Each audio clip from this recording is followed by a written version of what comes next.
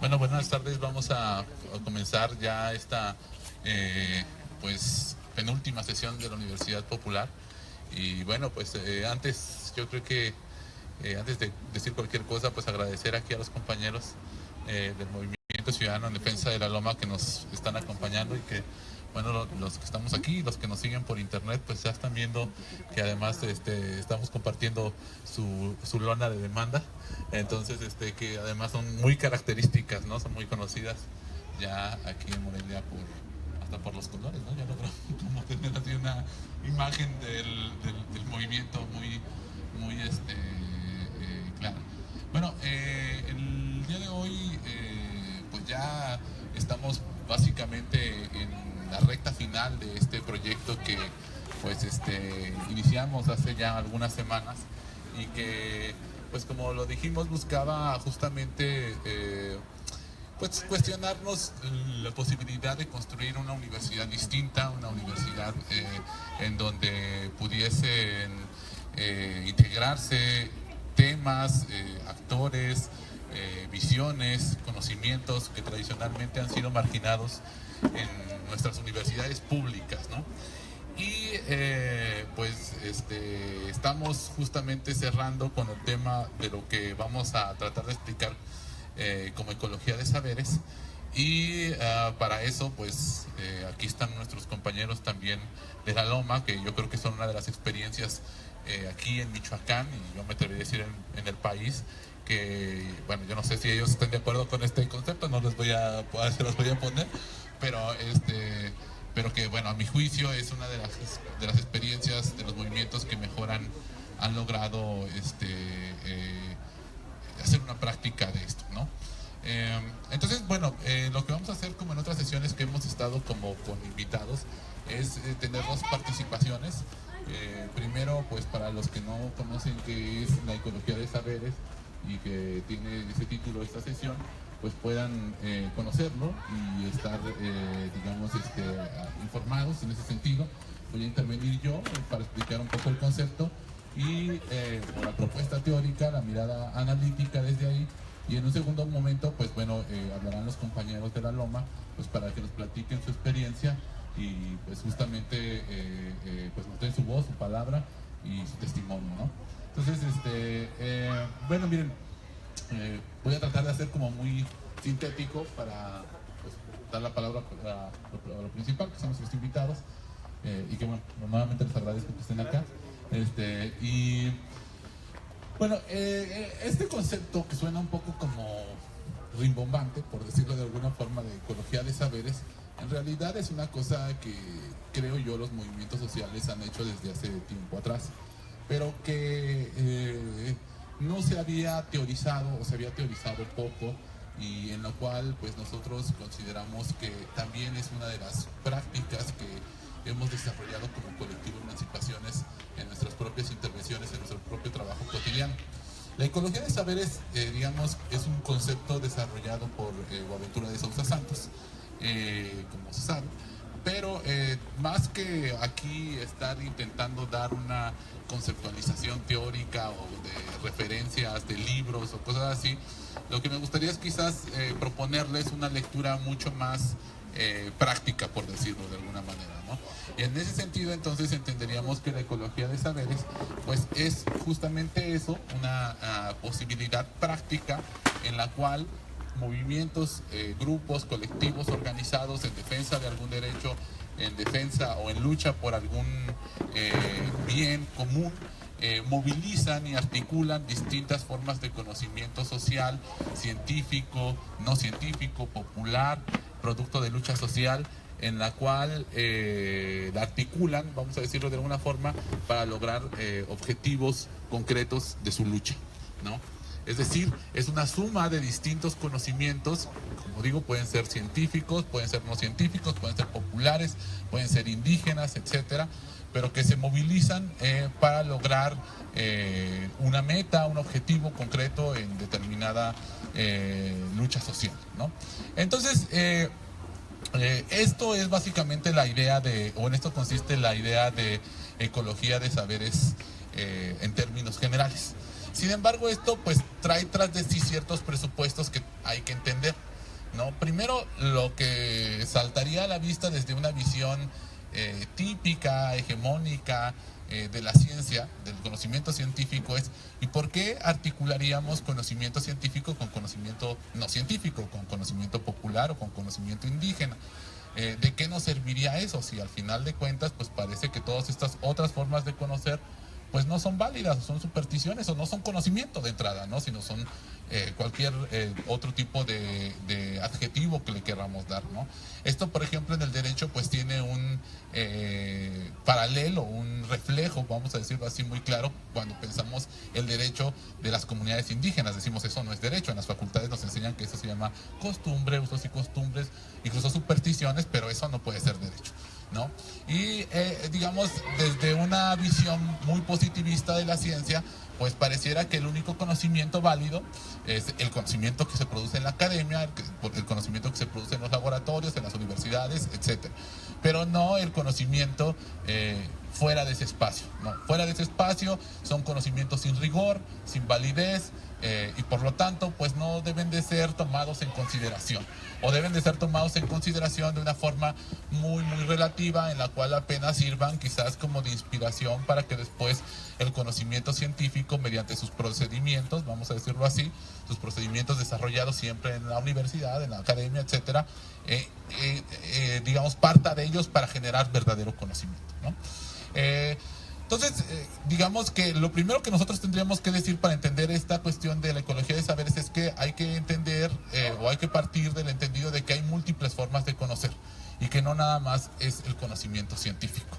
Que claro, cada una de esas tiene un campo particular, un valor particular y una utilidad particular, ¿no? No diríamos que el conocimiento popular tiene, digamos, la misma utilidad siempre que el conocimiento científico. Es más, ni siquiera atienden generalmente los mismos temas, las mismas necesidades de la sociedad.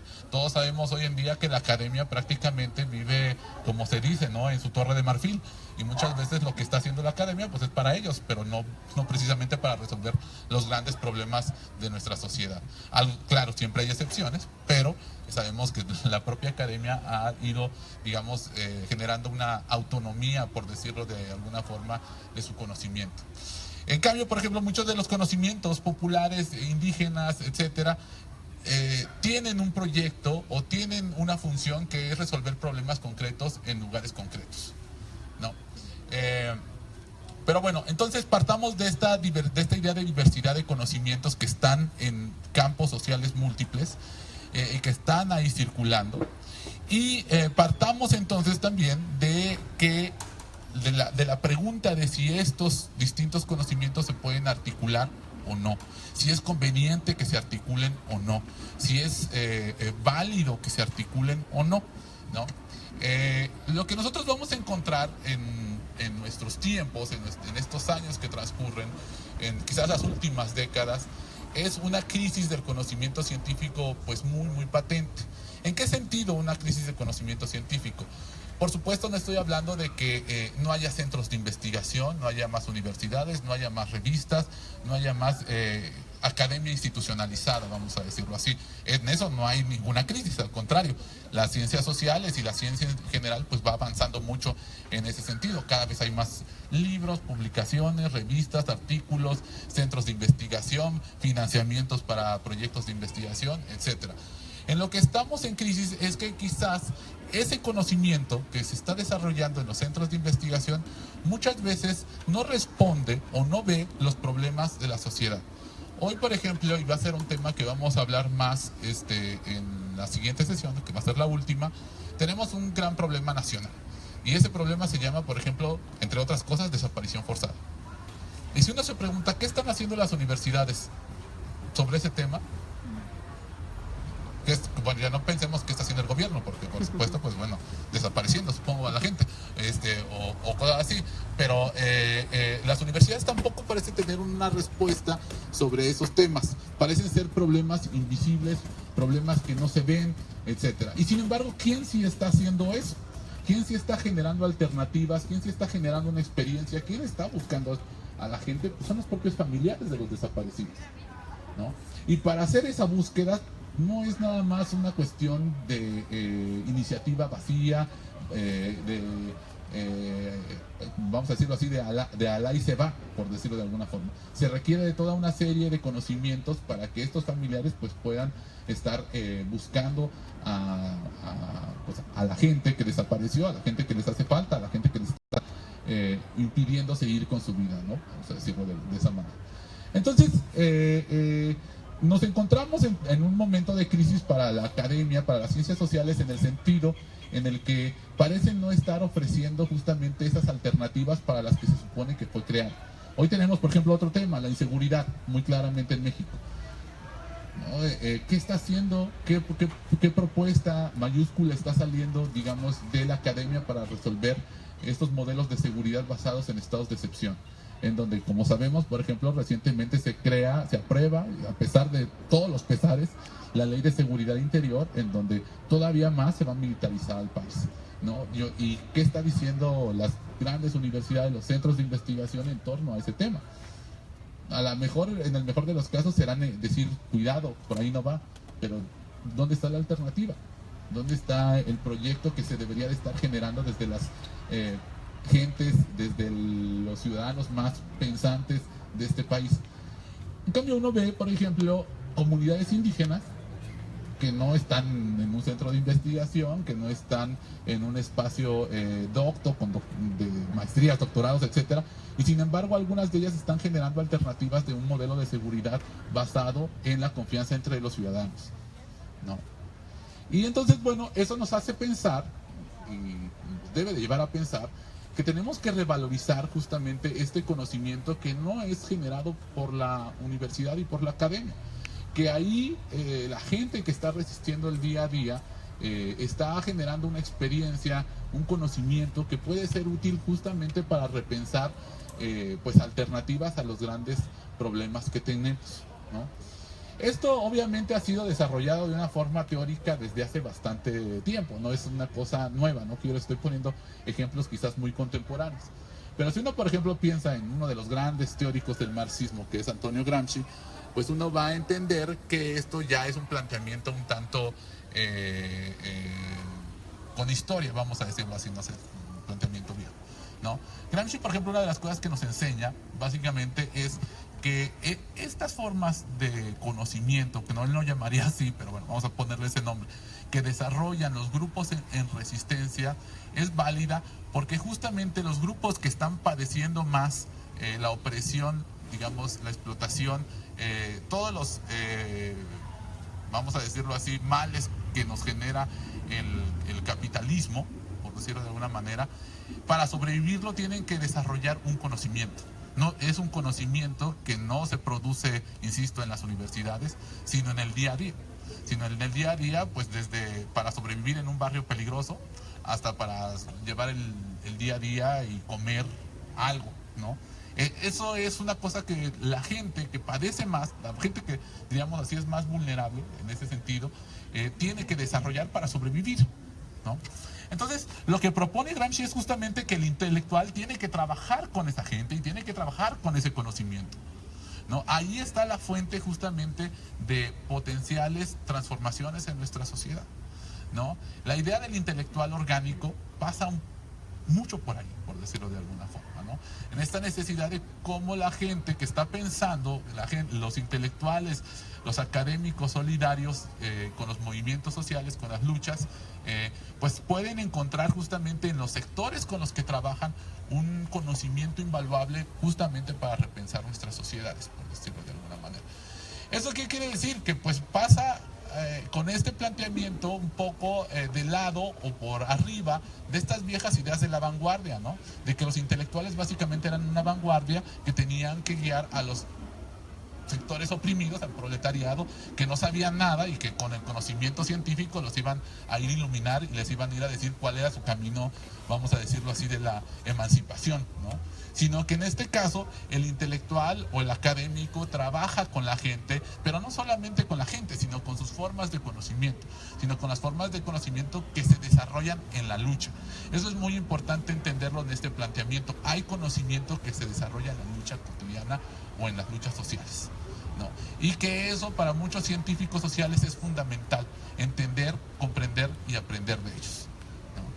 Entonces, la idea de ecología saberes lo que presupone es justamente esa articulación de esas experiencias, de ese conocimiento desarrollado en la lucha, con el conocimiento crítico, con el conocimiento científico progresista que se produce en las academias, ¿no? Plantea la posibilidad que a partir de esa fusión se pueden generar y podemos superar quizás esta ausencia de alternativas que está generando la academia, ¿no?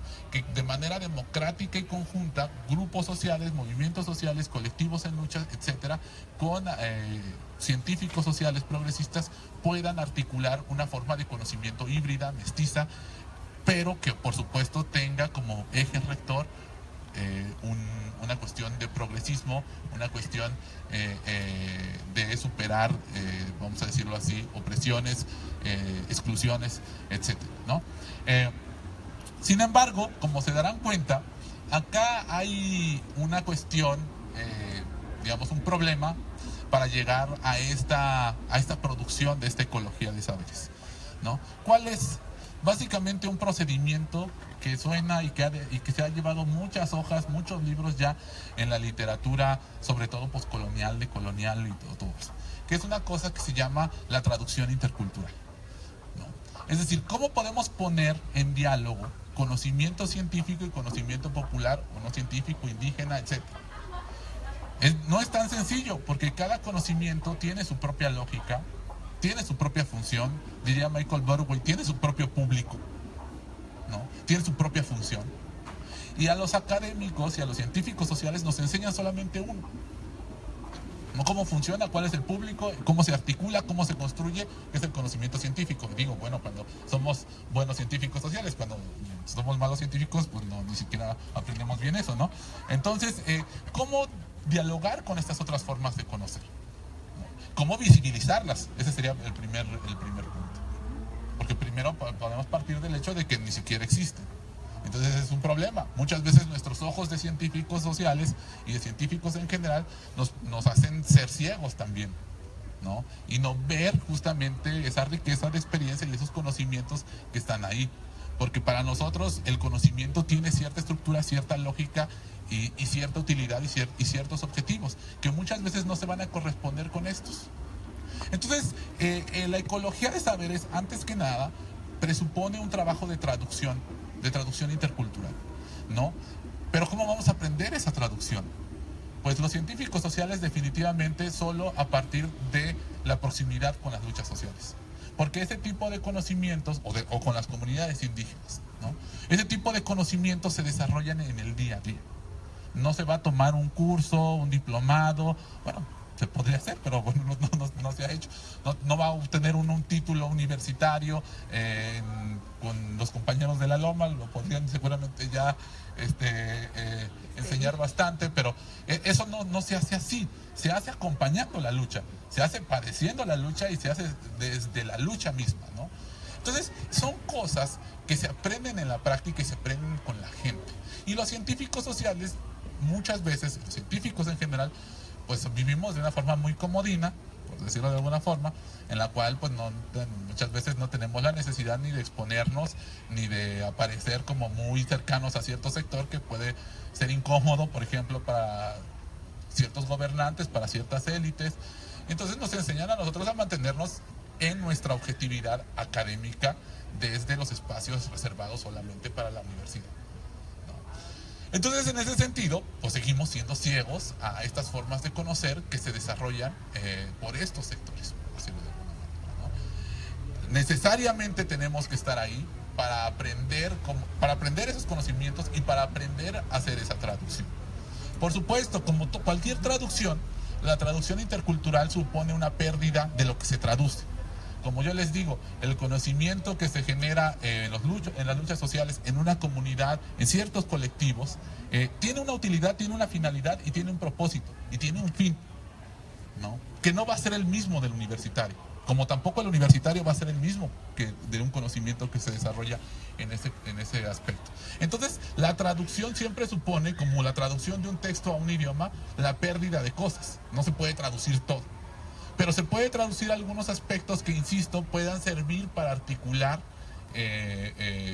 propuestas novedosas, propuestas progresistas y propuestas sobre todo que nos permitan construir una idea de que todos somos necesarios y de que todos somos iguales, incluso para aportar elementos para la emancipación social, ¿no? Si no, estaríamos pensando, insisto, en esta misión civilizatoria de la universidad, que pareciera ser nada más entonces que es el único espacio donde se produce conocimiento válido para producir alternativas. Y en ese sentido, pues no es así, ¿no?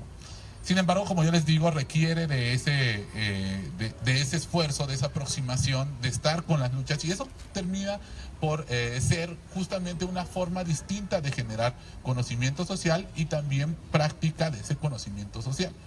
No es lo mismo, por supuesto, escribir, ya decían, esta digamos, distinción en las ciencias sociales. No es lo mismo estar desde tu cubículo a hacer trabajo de campo.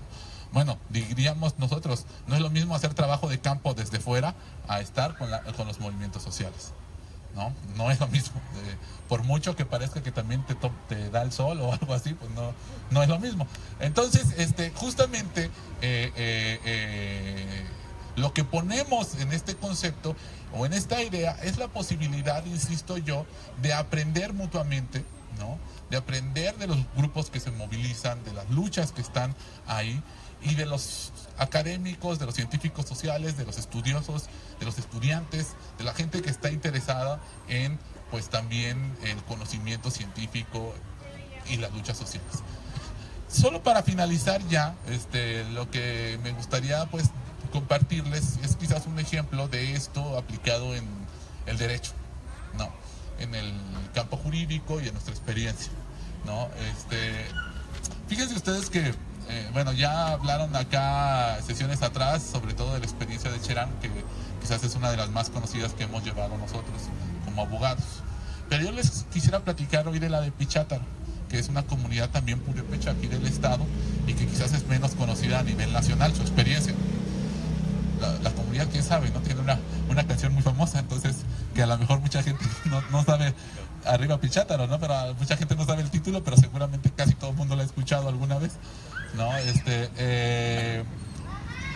Fíjense ustedes que nosotros entramos a ese juicio de una forma que me parece articula toda esta idea de la ecología de saberes, y sobre todo de la ecología de saberes jurídicos, ¿no? Porque a eso se restringe nuestra experiencia.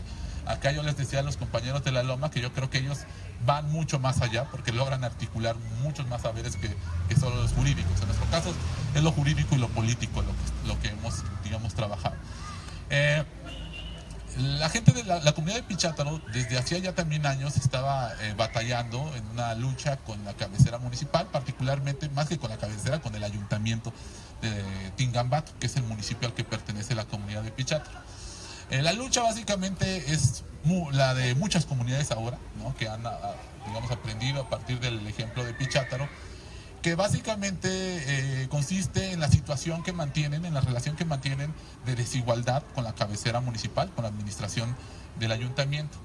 Pichátaro representa el 36%, algo así, si no mal recuerdo, de la población total del municipio de Tingambato. Y sin embargo, el presidente municipal y el ayuntamiento de Tingambato ejercía en la comunidad solamente el 3% del presupuesto. Entonces, esto era una situación, una relación histórica, que básicamente es discriminación en política pública, en el gasto público, etc. Todo el dinero básicamente se quedaba en la cabecera municipal. Y bueno, cuando decimos todo el dinero, pues ustedes se imaginarán que tampoco es que sean así los cofres de los piratas, ¿no? O una cosa así. Entonces, era poco dinero en realidad.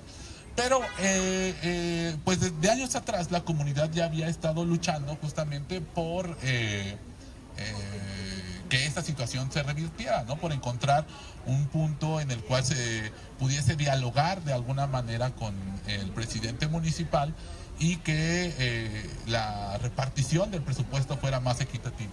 Sin embargo, desafortunadamente no se encontró oídos el presidente municipal. Bueno, todos sabemos cómo son nuestros políticos ahora, Y bueno, fue necesario continuar con la lucha.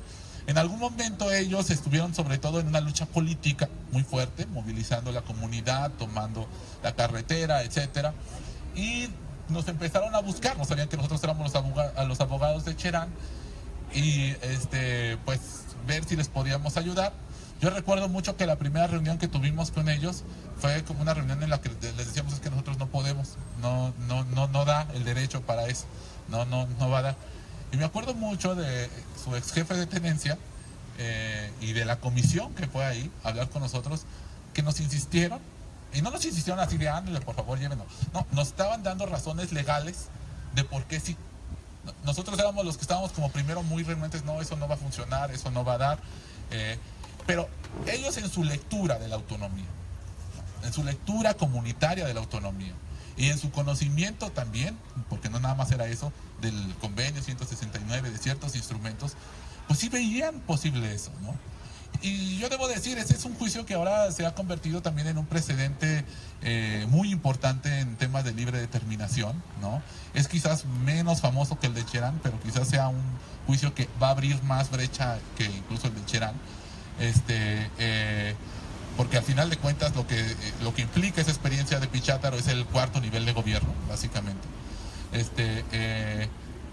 Bueno, en este proceso, pues ellos fueron los que nos convencieron a nosotros hasta un grado en que dijimos, bueno, vamos a intentarlo como ustedes lo están planteando y vamos a meterle cosas también, digamos, de instrumentos jurídicos internacionales. Toda la argumentación en realidad en ese sentido fue co-construida, ¿no?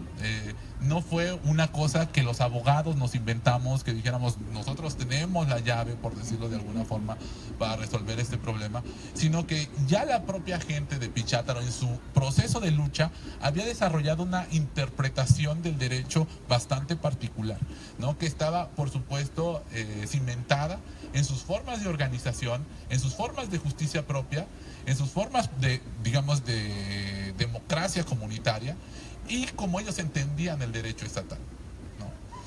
Lo que hicimos básicamente fue eso. Ellos nos enseñaron esa parte y nosotros pusimos el insumo de los derechos humanos, ¿no? Y del litigio, de saber a dónde presentar, cómo presentar, etcétera. Lo que ya se platicó en la sesión de uso contrahegemónico del derecho, ¿no? Cómo presentar, ante qué tribunal, qué estrategias judiciales seguir. Durante todo el proceso, absolutamente, como también en el caso de Cherán, con todas las comunidades que hemos trabajado, el conocimiento de las comunidades ha sido definitivo. Ha sido definitivo para la ejecución de la sentencia, ha sido definitivo para plantearles, para las visitas que hemos hecho a la Corte o a los magistrados de la Sala Superior del Tribunal Electoral, etc. Entonces, lo que quiero decir con este ejemplo, y con esto voy cerrando ya mi participación, es que esto de la ecología de saberes jurídicos no es o de la ecología de saberes en general, no es una cuestión teórica, no es una cuestión que se debata sobre todo en conceptos abstractos y vacíos, son prácticas que se tienen que movilizar por la necesidad que se tiene frente a un desafío que se enfrenta en conjunto, ¿no? Tenemos el desafío, la lucha, el objetivo de hacer revertir esta distribución discriminatoria del presupuesto. ¿Cómo le vamos a hacer? Hicimos una demanda. Bueno, ya tenemos que estar dialogando constantemente, hablando constantemente, nosotros explicarles a ellos el tema de los derechos, ellos explicarnos su forma de organización y encontrar la manera más concreta, más particular de resolver ese problema. Para esto sirve tanto la traducción intercultural. Nos estábamos traduciendo. Ellos nos decían, nosotros en la Facultad de Derecho jamás te enseñan cómo están organizadas las comunidades. Y además cada comunidad se organiza de manera distinta. O sea, sería imposible, además, ¿no? Entonces, nosotros estábamos aprendiendo de ellos eso. Y ellos quizás estaban aprendiendo de nosotros la movilización del derecho, ¿no? Entonces, lo que quiero decir es que todos estos procesos son construidos en un diálogo, ¿no? En un diálogo, pero no nada más de actores, porque a veces es muy fácil decir, bueno, sí, es que son mis camaradas de lucha o algo así, sino que también hay un aporte que va más allá de eso, ¿no? Que es justamente el tema del conocimiento. Hay finalmente experiencias que también nos enseñan de que esas cosas no son tan, ¿cómo decirlo yo? tan especiales, tan particulares, tan únicas, ¿no? Porque luego a nosotros nos dicen en otros espacios, ¿no? No, pero es que eso se puede hacer con las comunidades porque son chiquitas, pero, por ejemplo, este diálogo o este intercambio de conocimientos, ¿cómo se podría hacer en otros contextos o en otras regiones? Miren, y esto no es de filósofos, ni mucho menos de abogados, ¿no? Es de la necesidad de la gente, ¿no? Ya hemos platicado bastante. Aquí tuvimos hace unos días a Alejandro, que es el abogado de Xochimilco, que está peleando junto con la organización de las colonias y barrios tradicionales contra la mafia inmobiliaria, como él le dice allá en la Ciudad de México. La Ciudad de México no tiene nada que ver con las comunidades indígenas de Michoacán. Ellos fueron a aprender a Cherán. Ellos fueron a aprender estrategias judiciales, fueron a aprender varias de las cosas que hacen. Por supuesto, y ya también tenían los que hayan ido a aprender todo allá, ya tenían también su propia trayectoria, ¿no? Hemos escuchado en muchísimas entrevistas, ¿no? Mireles, por ejemplo, lo ha dicho varias veces, no lo digo yo, en los medios de información, para articular las autodefensas, pudieron también aprender de la experiencia de organización de seguridad comunitaria de las comunidades indígenas. Es decir, esto no es una cosa que no se pueda hacer o que no se pueda replicar o que sea una idea, pues sí, muy bonita, pero que no tenga concreción, por decirlo así, ¿no? En realidad creo yo que tiene mucha más concreción de la que nos podemos imaginar, ¿no? Esta posibilidad de aprender de los otros, ¿no? De aprender del subalterno, de aprender de su experiencia, de su lucha, de su resistencia y del conocimiento, es casi una obligación nuestra incluso para generar alternativas que sean, digamos, más factibles, que no repitan los mismos vicios que ha repetido la teoría social y la ciencia social a lo largo de los siglos, ¿no? Y bueno, pues muy a grandes rasgos es lo de ecología de saberes. No sé si hay alguna pregunta. Si no la hay, pues bueno, pasamos justamente con los compañeros de la LOM. ¿Sí? Bueno, vamos.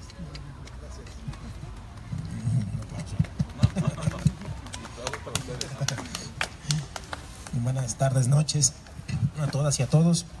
Nos presentamos. El cumpleañero es Rafa, luego sigue Gustavo y a la izquierda está el compañero Luis.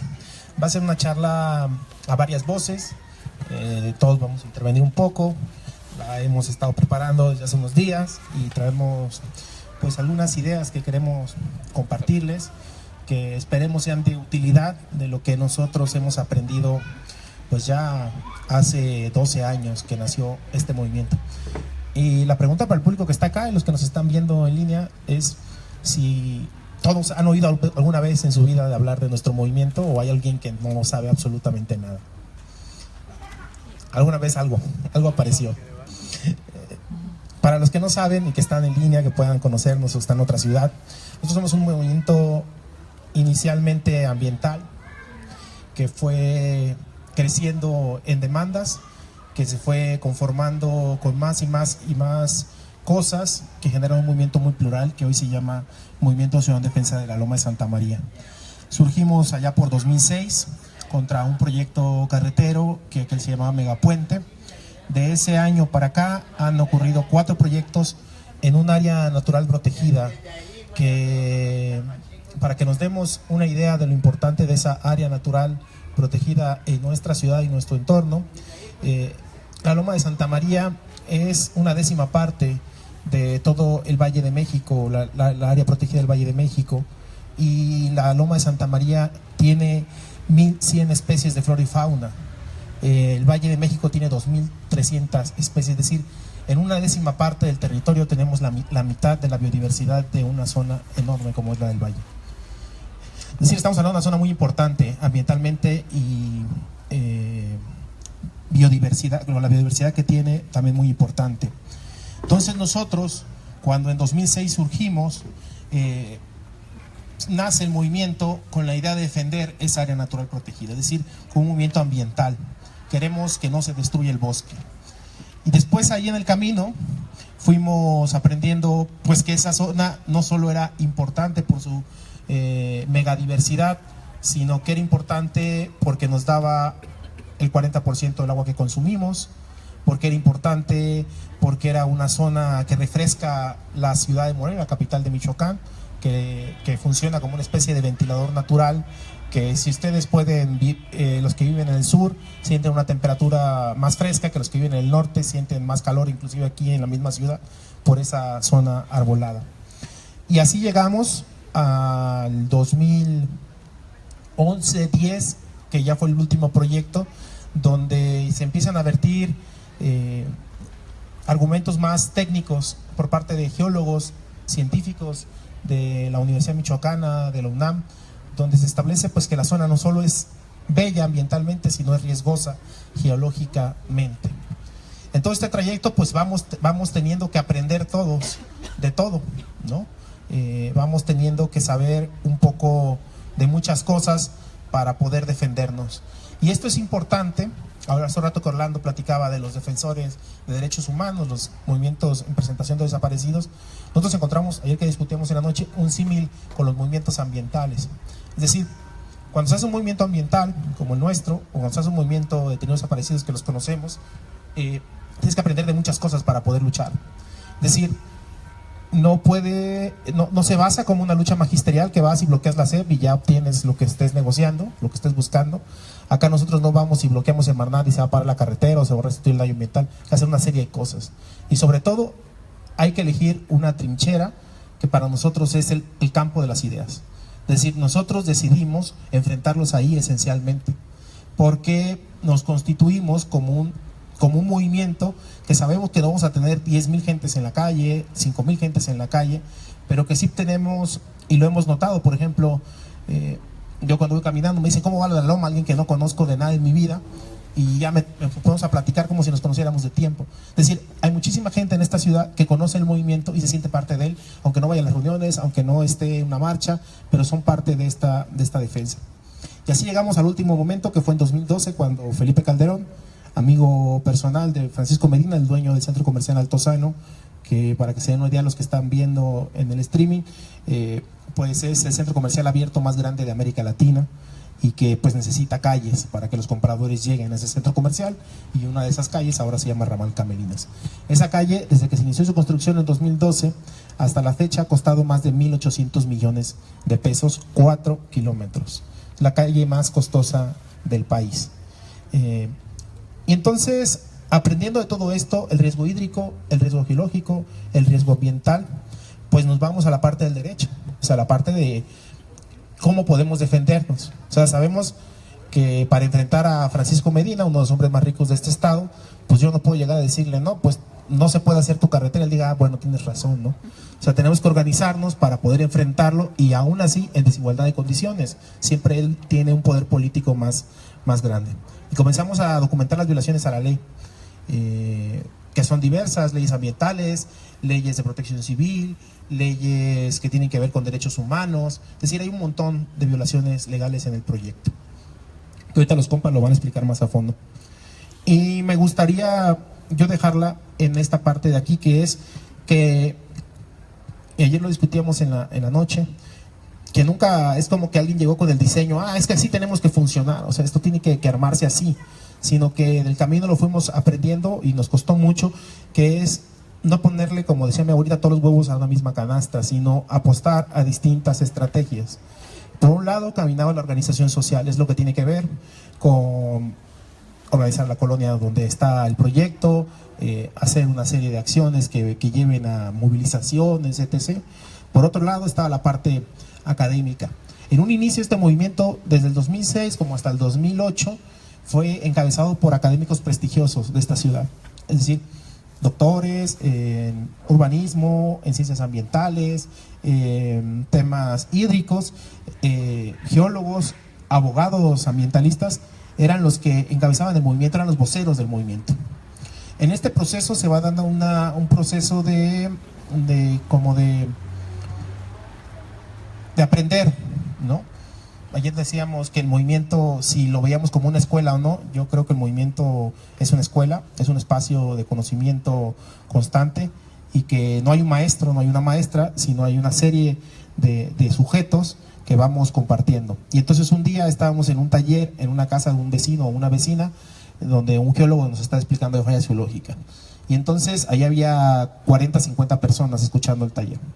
Y no era 40, 50 personas que tenían que ir a escuchar el taller porque si no firmabas no te daban la despensa, sino porque querían aprender de geología.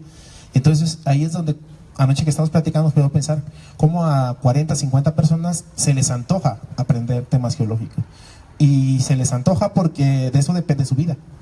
O sea, de eso depende saber dónde están sentadas sus casas, si mañana se les puede caer la montaña con la que conviven a diario. Es decir, estaban ahí con el deseo de aprender eso porque de eso va su propia vida.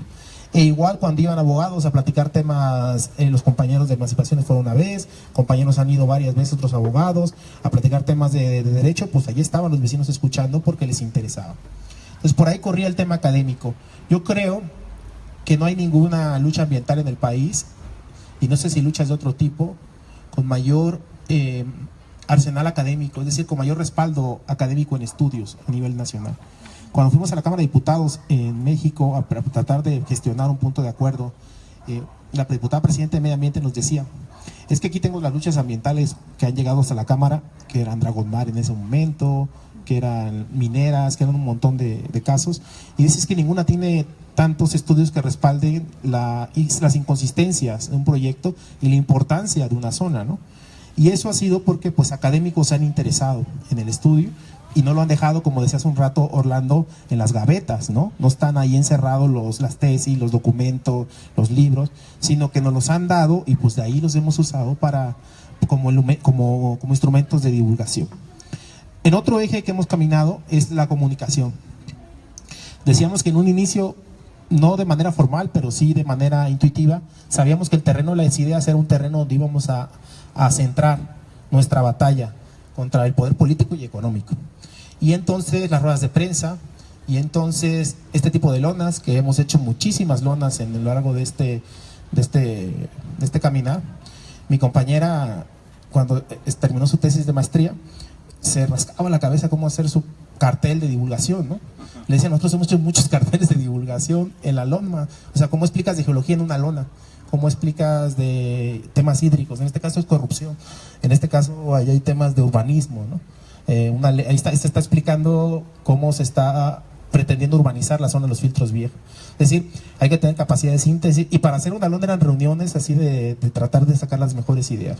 Entonces la comunicación para nosotros era esencial, de que para nosotros era muy importante que si alguien se paraba, veía la lona y se llevara la información, aunque no tuviera que hablar con nadie. O sea, que sabemos que la gente dispone de segundos, o su atención es un momento, y que si ve algo, le interesa, lo lee. Y nos ha pasado en las ferias informativas que hacemos en el centro, pues que sí, la gente se queda, se ve las lonas y se va, y se lleva ya la información. Y por otro, camina el eje jurídico, donde hemos tenido distintos elementos. Hasta el final, decíamos anoche, nosotros aprender a hacer denuncias. O sea, nosotros que no somos abogados ni abogadas, teníamos que leer la ley y decíamos, es que están violando este artículo, tú métele por ahí, hacen documento y que di que están violando esto y vamos por ahí. Y así. Y ya demandas más grandes, pues sí, las hacían los abogados, pero denuncias a Profepa, a PROAM, a Derechos Humanos, pues esas las avanzamos como Dios nos dio a entender. Y finalmente, pues la parte de transmitir nuestro conocimiento, que es el eje de la solidaridad y de las alianzas con otras organizaciones. ¿Quieres explicar los cuatro ejes? ¿Los ejes? Bueno, me gustaría ir nada más a fondo para que Gus ya entre a lo que sigue. Que es la parte de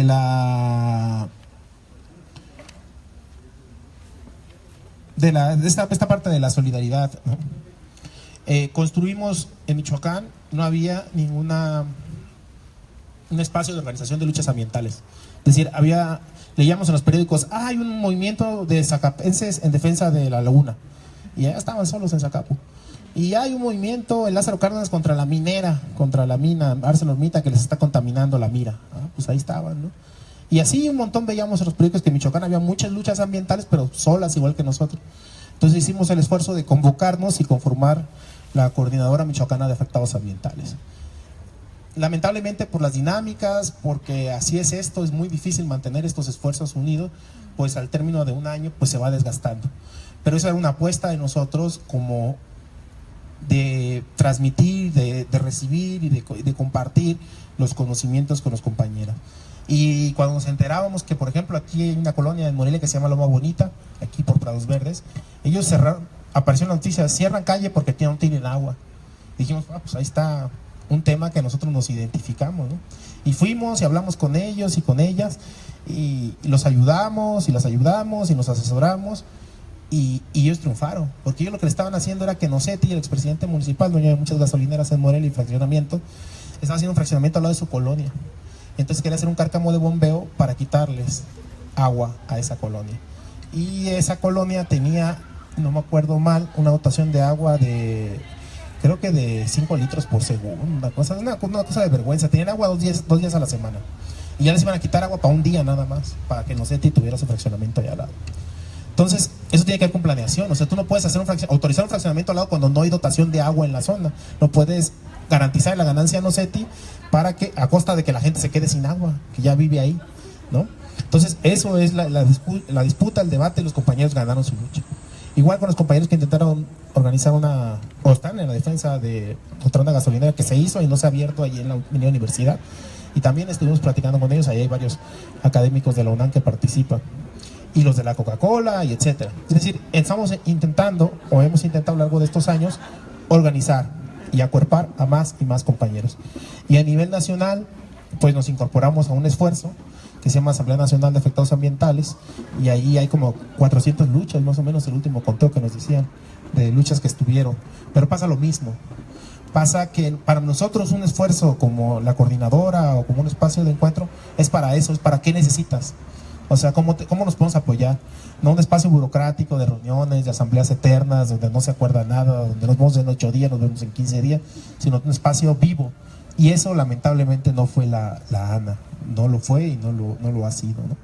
Y así pues hemos presentado denuncias ante el Tribunal Permanente de los Pueblos, ante el Tribunal Latinoamericano del Agua, y hemos avanzado mucho en ese sentido.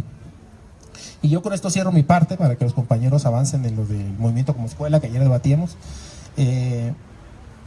Lo de las ruedas de prensa a nosotros nos parece muy singular, y ayer lo discutíamos. 2 elementos esenciales.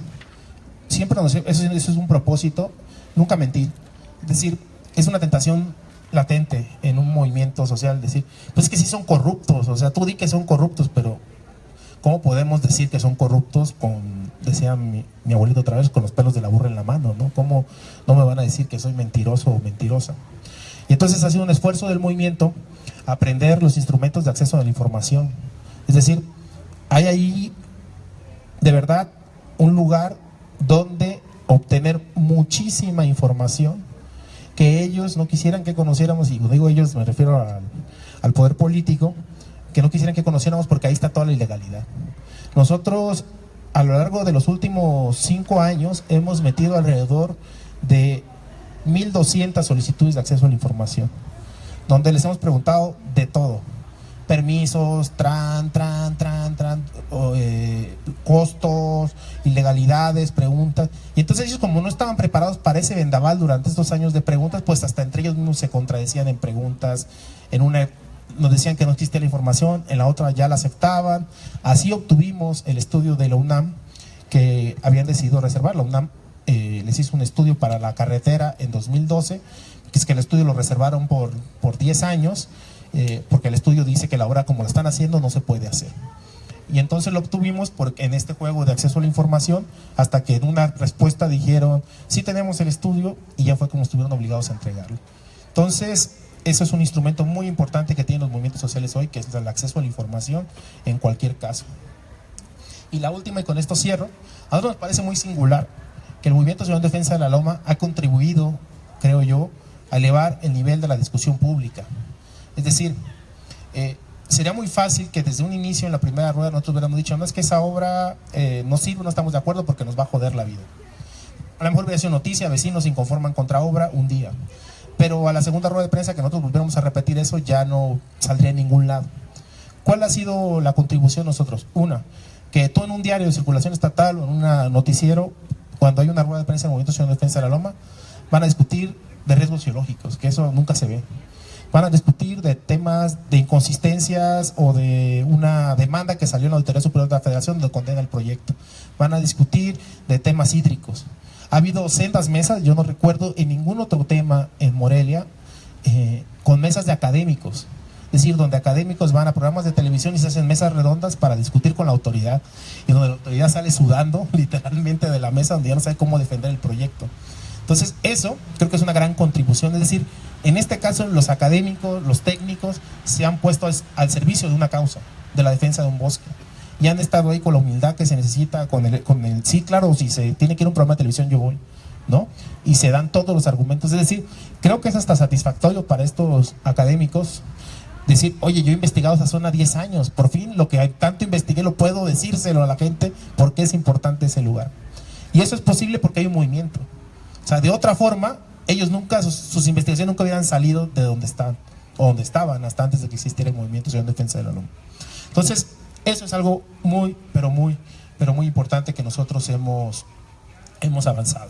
Y le dejo la palabra a Gus para que debatamos lo de la escuela. Es que ayer comentaba que yo no le pongo como escuela, yo le llamo más bien un proceso de construcción de conocimiento social. Y entonces, bueno, no vamos a entrar ahorita a eso. Quisiera poner una anécdota, bueno, algo que nos sucedió en este ir y venir de tantas reuniones que hemos tenido con autoridades. Muy interesante en relación precisamente a estos saberes que hablaba Orlando en la introducción. Con eso me gustaría entrar. Resulta que estábamos en una reunión discutiendo los proyectos con las autoridades y todo, y luego un ingeniero científico, como ingeniero, ya saben que luego los ingenieros son muy cuadrados, pues, o sea, son de una manera muy especial. Menciona que no se preocupen, que si vamos a tirar tantos árboles, vamos a sembrar tantos árboles, 25 por cada que tiremos, y con eso se soluciona.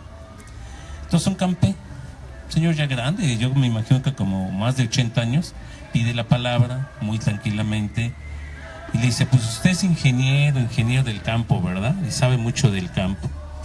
Pero le voy a decir una cosa, un árbol de los que ustedes van a tirar tienen más de 60 años. Ese árbol que tiene 60 años es como si nosotros al cortarlo se cayera y usted dijera, bueno, mate a un señor de 60 años. Dígame usted, ¿puede sustituir a usted a un señor de 60 años con su conocimiento, su experiencia de vida, por 25 niñitos de 5 años? ¿Verdad que no? Pues no, porque todavía necesitan crecer, necesitan desarrollarse, necesitan tener experiencias. Entonces, si usted quiere tirar un árbol de 60 años y lo piensa sustituir por 25 arbolitos, pues está, en pocas palabras, pues, ¿no? O sea, eso a mí me abrió mucho los ojos y nos hizo ver también la importancia de ese conocimiento que se tiene sin necesidad de haber ido a la escuela, que es el conocimiento de la experiencia de vida y que te lo da la relación concreta que establece el sujeto con su naturaleza, con la sociedad, con las cosas, con los procesos, en este caso con un movimiento social, ¿no? ¿Qué hemos aprendido o qué hemos generado como conocimiento? De decir, hay una falla, así funcionan las fallas, así son las laderas son de estas características, esta tipología, aprender de las especies, qué es lo endémico.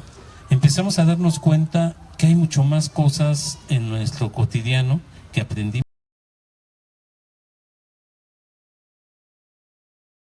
Hemos tenido reuniones, por ejemplo, con el secretario de Gobierno del Estado, en mesa de acción. No vamos 2, 3 gentes, vamos 25, 30. Y se abre y se dice, va a haber esto, ¿quién quiere ir? Y van las compañeras. Y hay que decirlo así como es. Hay compañeras, como ellas mismas dicen, yo no sé nada, nunca fui a la escuela, pero estoy aquí para ver esto. Cuando se dan cuenta cómo nos tratan, cuando se dan cuenta esa gente que siempre va de trajecito con corbata y que además nos trata así de que sean respetuosos porque están en una institución y la fregada, cuando se dan cuenta de eso, la misma gente se empieza a dar cuenta de otras cosas, dice, oiga, ustedes son gobierno, ¿no? Ustedes nos deben de solucionar, para eso están, ustedes deben de tratarnos así, para eso están, Y aquellos, pues no, a ver, espérate, es que debes de entender que hay 3 órdenes de gobierno y entonces hay atribuciones y entonces No, güey, o sea, tú eres gobierno y tú como gobierno tienes que, en ese nivel de las compañías, digamos, que tienen un nivel más bajo, digamos, educativamente, y que no han tenido un contacto en la burocracia con el gobierno. Pero eso es muy significativo, porque ahí se empiezan a confrontar en concreto lo que es el Estado de Derecho, ¿no? O sea, alguien que fue a la escuela y que nos dicen esto, también quedamos en la locura, pero cuando nos volvemos en concreto es muy distinto, porque esto de Estado de Derecho pues es una abstracción total. Lo que es el Estado de Derecho o el contrato social, yo nunca he firmado el contrato social, la neta, no sé si estoy ilegal en esta sociedad, pero por ejemplo ese tipo de cosas en la sociedad en general hay una bronca, que cuando nos enfrentamos al Estado de Derecho en la manera como aplican las cosas. Al darnos cuenta que cambian la ley que les estorba, o sea, a ver, ¿cómo es posible que si yo construí Estado en un momento dado una ley, que es tu obligación es aplicarla y respetarla, hacerla que la respete, cuando les estorba en uno de sus proyectos es más fácil, la quitan, la cambian? Y eso se hace en la Cámara de Diputados, se hace con los gobernantes, se hace con todos estos. Eso fue otra cosa que nos empezamos a dar cuenta. O sea, esto del Estado de Derecho y esto de que las leyes se aplican y todo, nos empezamos a dar cuenta así como que, caray, no es tan facilito que se apliquen ni que se respeten. Que el gobierno diga las cosas de una manera, eso es muy característico. Otro aspecto que me parece que también hemos aprendido es cómo comunicarle a las demás gentes, a la población, este tipo de cosas, nuestras maneras de pensar o lo que estamos viendo. Hemos desarrollado y tuvimos que haber aprendido cómo hacer volantes, cómo hacer carteles, cómo hacer actas, ¿sí? Afortunadamente hay medios ahora ya muy avanzados técnicamente, y bueno, y el video, filmamos las reuniones. Se asustaban al principio las autoridades que las filmáramos, y les decíamos muy claro, es que luego dices que yo no lo dije. Entonces ya filmadito, cuando te digamos que sí lo dijiste, vas a ver, te sacamos el video y ahí sí no puedes decir que no lo dije. Al menos que seas Fidel Velázquez, ¿no? ¿Se acuerdan que una vez los periodistas, es muy famoso esa anécdota de Fidel Velázquez? Es que usted dijo esto. No, yo no lo dije, está grabado, se equivocó la grabadora. Eso fue lo que dijo. Entonces, a ese nivel estamos. Hace rato decía Moctezuma que somos un movimiento tal vez muy documentado, excesivamente documentado, etc. Sí, pero nos enfrentamos a una clase política sumamente ignorante, rapaz, ¿sí? Que no documenta nada, que le vale. Esa es otra de las cosas que nos hemos dado cuenta, ¿no? Entonces, hemos construido, a mí me parece que de repente, por ejemplo, lonas, mantas o lonas ahora, muy didácticas. Hemos empezado a trabajar la recuperación de hacer líneas del tiempo, estamos trabajando en eso. Queremos recuperar la historia de este movimiento, queremos documentar todo lo que hemos hecho de una manera ya más pues, sistemática, ¿no? Lógicamente no todos tenemos esto.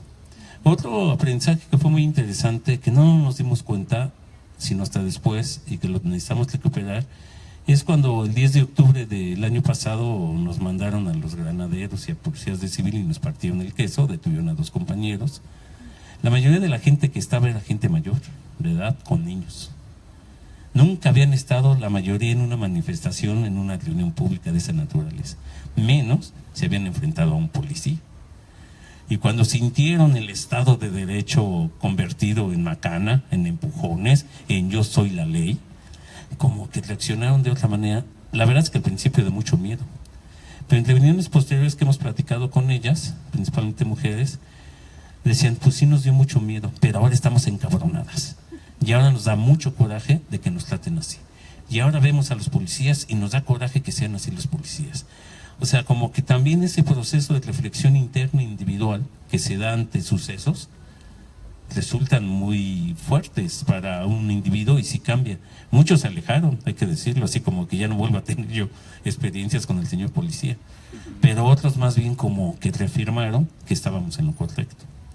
Entonces me parece que eso es otro de los elementos claves que se tiene. Un elemento más, me parece que en estos procesos que se llevan y que generan conocimiento, es la forma en cómo hemos tratado de organizarnos. Decía Mocte que desde el 2006, pero el 2006 fueron unas gentes. En En el 2010 otras gentes, y del 11, 12 para acá somos otras gentes. Si juntáramos a todas las gentes que han pasado por el movimiento, que han sido simpatizantes, yo calculo que son más de 100,000 gentes tranquilamente. O sea, hemos hecho, por ejemplo, levantamiento de firmas, de actas, para mandar a muchos lados, y nos hemos dado cuenta que en menos de, que fue 2 semanas, ya teníamos 12,000, ¿no? Firmas, 14,000, 4,000 en distintos momentos. Y eso, platicar con la gente, tratarle de explicar un movimiento a una gente que, como decíamos, que no tiene nada que ver en un momento dado, también tenemos que aprenderlo, tenemos que saber cómo explicarle, cómo decirle las cosas. Tenemos que argumentar, ¿no? Y tenemos que saber argumentar en las discusiones con la gente. Las mismas preguntas que nos hacen también nos hacen así como que, caray, no tenemos este conocimiento o no somos muy sólidos en esto. Conocimiento más es el haber estado platicando con las compañeras, con los compañeros, de cómo debemos de participar y actuar con las autoridades cuando vamos a las reuniones. O sea, sabemos distinguir, y esto es algo que le hemos dicho a otras organizaciones. Si llevamos a una dependencia y sale fulano de tal, ¿qué quieren? Que hagan esto, a ver, ahorita los tratamos. Lo primero que hay que preguntarles, ¿y tú quién eres? ¿Qué puesto tienes? O sea, no podemos estar hablando con el subcomandante, ¿verdad? Cuando lo que queremos ver es al comandante, que es el que toma decisiones. Si yo hablo con el jefe de departamento, arriba hay un director, y arriba del director hay un subsecretario, y luego hay un secretario. Por tanto, aprendimos a darnos cuenta que hay una estructura orgánica con su organigrama, y que eso lo obtenemos en internet, no hay bronca. O sea, no, nadie nos lo tiene que dar, solamente lo obtenemos ahí. Y a partir de eso sabemos con quién hablar, con quién pelearse y con quién mentarle la madre. O sea, esa distinción sí es muy importante saberlo, porque luego se ha obtenido mucha información con el jefe de departamento o con el técnico, porque como siempre quien hace trabajo son esos núcleos en la burocracia, y ellos son los que tienen el mayor contacto con los fregadazos. Como luego los maltratan también a ellos, pues también salen así que ahí les va esto o información. Este es otro nivel. Yo creo que como nosotros como individuos en este proceso nos hemos dado cuenta. O sea, tienes que conocer al enemigo a la última instancia, ¿sí? Otro conocimiento es qué han hecho los demás, lo que decía Mock de las alianzas. Eso ha sido bien interesante porque nos hemos dado cuenta que hay muchas maneras y estrategias de los movimientos, pero que estamos bien dispersos. Y que no se trata nada más de decir intercambia con experiencias. El intercambio de experiencias es un paso fallido si no vamos más allá. Si no aplicamos y de esa experiencia generamos otras acciones diferentes. Eso es clave. Si en un lugar nos dicen, haz esto, hice esto y funcionó, pues sí, hay que estudiar las condiciones, por qué, Eso es muy importante que lo platiquemos. Otra cosa que me parece organizativamente es, nosotros desde el principio no queremos nada con partidos políticos. O sea, eso fue muy claro. Otra cosa, no hay líderes, hay voceros y se pueden cambiar cuando queramos, ¿sí? O cuando se quieran ir. Y así ha habido, ¿sí?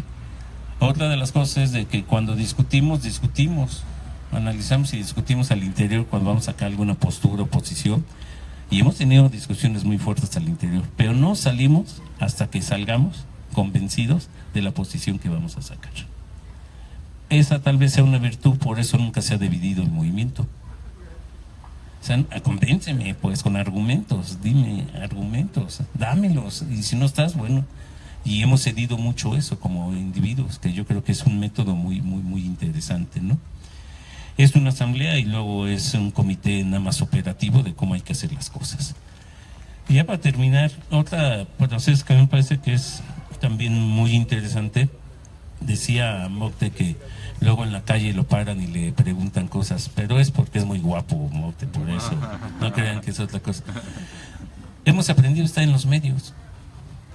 Me acuerdo mucho cuando estábamos en las entrevistas con los periodistas y le decía a Mocte, no hables como en el meeting, tú siempre hablas como si estuvieses en el meeting.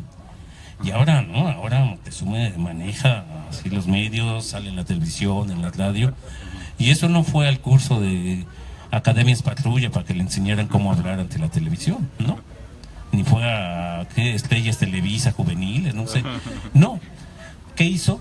Pues fue dándose cuenta de cómo en el meeting hay que gritarlo, hay que agitar, hay que hacer esto, pero en la academia, en la negociación hay que cambiar los tonos, hay que cambiar las actitudes. Eso también se da y eso se aprende en este largo devenir de este proceso tan difícil, ¿no? Y por último, hemos aprendido que no todo es blanco y negro en las luchas. ¿A qué me refiero? De que los sujetos sociales y los actores económicos, políticos que están en esto, a veces varían sus posturas. A veces están de este lado, a veces no se meten, a veces están en contra de ti, sí, a veces te pasan información, etcétera. O sea, que tenemos que ser muy hábiles en eso de no acusar a todos y marcarlos a todos, son malos, todos estos son negros, ¿no? No, hay entre grises en los procesos. Y entonces tenemos que ser más dúctiles, o sea, tener más visión, hacer análisis más profundos, tener más información para poder saber esto. Y la información también, hay que decirlo, se obtiene de muchas gentes, de muchísimas gentes. A veces de lo menos esperado nos han llegado por debajo de la puerta un documento. ¿Quién lo mandó? ¿Quién sabe? Pero ahí está ese documento. ¿Sí? O sea, quiere decir que pues que hay también gente que puede apoyar sin necesidad de que te lo digan. Eso sería así, la primera parte, digamos. Bien, pues yo quisiera preguntar o empezar con la pregunta, ¿qué es la loma? A lo mejor para los que estamos aquí, cuando decimos la loma, pues lo identificamos plenamente. Y tal vez las personas que nos estén viendo por internet pues no entiendan qué es la loma. La loma de Santa María es una loma que se encuentra en la parte sur de la ciudad y que vista desde diferentes puntos pues es además un paisaje muy agradable, es una ladera llena de un bosque y bueno, pues da un toque muy especial a la ciudad y eso es la loma, o eso es lo que la mayoría de las personas conocen como la loma. Pero la pregunta es, y bueno, ¿y qué es la loma? Y alguna vez en alguna reunión yo preguntaba, bueno, ¿y qué es lo que estamos defendiendo? ¿Estamos defendiendo únicamente lo que vemos desde la ciudad, esa ladera llena de bosque? ¿O qué es? Bueno, pues resulta que lo que nosotros defendemos es un área natural protegida que protege 80 kilómetros cuadrados. Esos 80 kilómetros cuadrados, pues lo que vemos desde la ciudad es un fragmento muy pequeño. La mayor parte se encuentra en la parte alta de la loma. Y nada más para que los que están aquí dimensionen lo que es la loma, pues podemos decir que en la parte oriente la delimita un cerro llamado Pico Azul, o también un lugar que es muy conocido por las personas que hacen ciclismo de montaña, que se llama La Virgen. Es una pequeña capillita que está en una parte muy boscosa de la loma, y hacia el poniente prácticamente colinda con lo que es el campus de la UNAM. Hacia el norte es prácticamente la avenida Camelinas y hacia el sur son los cerros altos que vemos desde la ciudad. Entonces, ese es como una zona rectangular que define el área natural protegida de la loma. Esta área natural protegida, digamos, se protege desde el año de 1936 a través de un decreto del general Lázaro Cárdenas.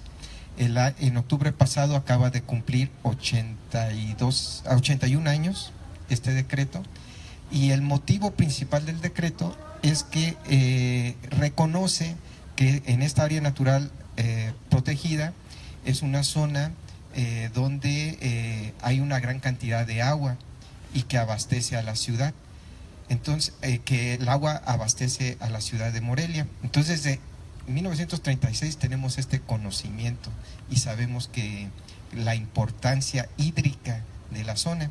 De hecho, bueno, todo el mundo conoce el acueducto de Morelia. Es un monumento arquitectónico muy famoso, casi mundial. La pregunta es, ¿y de dónde surge el agua que corría por ese acueducto?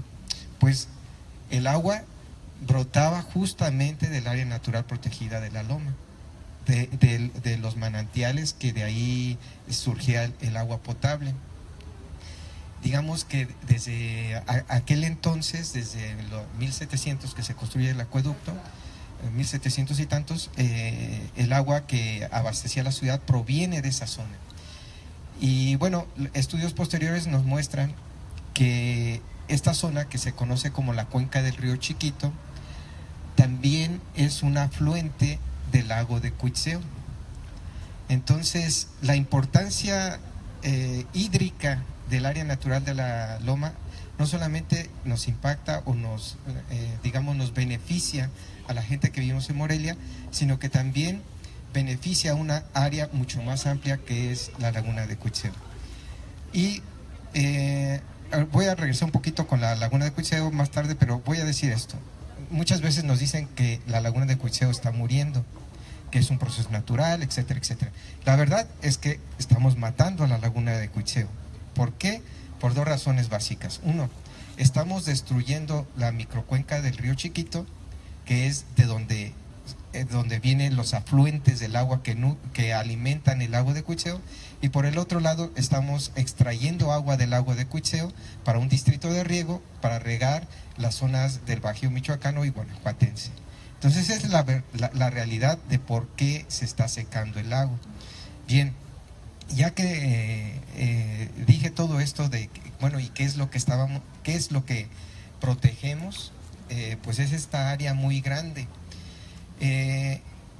Quisiera decir ahora que en otra orden de ideas es el movimiento en defensa de la loma ha evolucionado en el tiempo, y voy a decir lo siguiente. Cuando Moctezuma y Gustavo hablan de este movimiento, se refieren a la construcción de diversas obras carreteras que se planeaban construir en la ladera de la loma, básicamente para conectar el centro comercial de Altozano con el resto de la ciudad. Y existen diversos proyectos y hay una resistencia de los vecinos que vivían en esas zonas para evitar esa construcción.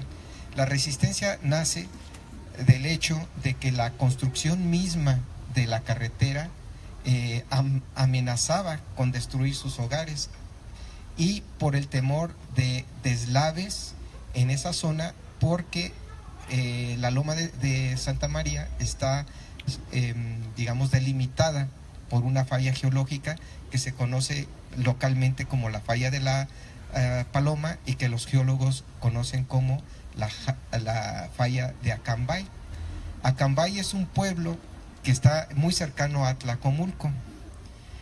Es decir, esta falla surge, desde Atlacomulco y termina en la ciudad de Pátzcuaro. Es una falla muy larga y nosotros pues solamente conocemos este fragmento que está justo en nuestra ciudad. Entonces, de ahí nacen los primeros movimientos de resistencia en contra de esta obra, y empieza como una obra, como una resistencia en contra de una obra carretera que se construye en una zona de riesgo geológico con la posibilidad de deslave. Pero bueno, el movimiento también va evolucionando porque la loma es como multifactorial. No solamente hay una falla geológica, sino también es una zona, un área natural protegida que nos trae beneficios ambientales muy grandes, como ya se decía, el agua, un clima agradable, la biodiversidad, etcétera.